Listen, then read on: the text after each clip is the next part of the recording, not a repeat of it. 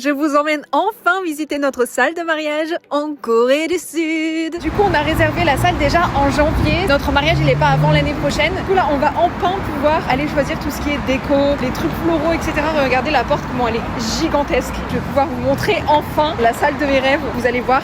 Elle est incroyable. Déjà, regardez l'extérieur de la salle, comme elle est trop belle. Vous avez été nombreux en story à penser que c'était une boutique de robes de mariée. Pas du tout, c'est une salle de mariage. À 16h, on avait rendez-vous pour aller choisir les détails de nos prestations et finaliser et signer surtout notre contrat. On nous a laissé d'abord dans une petite salle d'attente avec des bouquins pour choisir nos alliances et nos robes. Mais moi, j'ai déjà tout ça, j'en ai pas besoin. Et d'ailleurs, j'étais choquée. Je savais pas du tout que cette salle, elle avait été utilisée maintes et maintes fois pour différents K-dramas. Elle est très utilisée pour les mariages des célébrités et elle a même été utilisée pour une prestation de BTS. J'étais pas du tout au courant. J'ai demandé à aller faire un dernier check-up de la salle pour vérifier un petit peu les détails et surtout pour bien tout filmer, pour tout vous montrer. Donc en premier, on arrive dans la salle où les invités vont devoir donner de l'argent. Voilà, parce qu'en Corée, participer à un mariage, c'est pas gratuit. Vous vous faites racketter par les mariés. Ensuite, vous avez la salle de la mariée, là où je vais pouvoir me préparer et attendre les invités bien assis sur mon petit fauteuil pour prendre 150 000 photos avec tout le monde. Et je ne fais pas durer le suspense plus longtemps. Voici notre espace de cérémonie. Je voulais absolument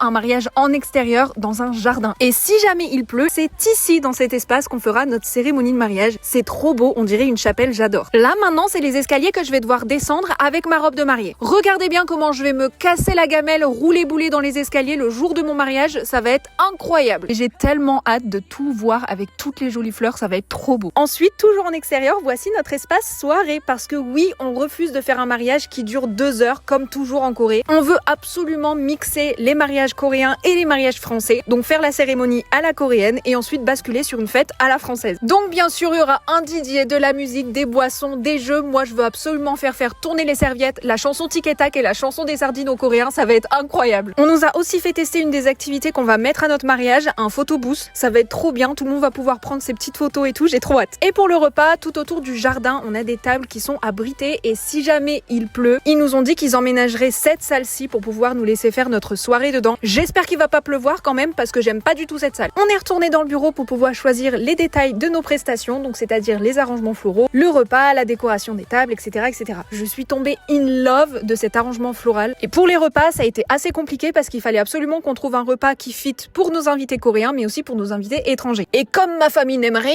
on a un petit peu galéré. Mais on a fini par trouver et signer notre contrat. On a fini. Tout est dedans dans cette petite précieuse enveloppe. On a fini. Petit cadeau de la salle aussi. Voilà, rendez-vous l'année prochaine. Date surprise, mais j'ai trop hâte.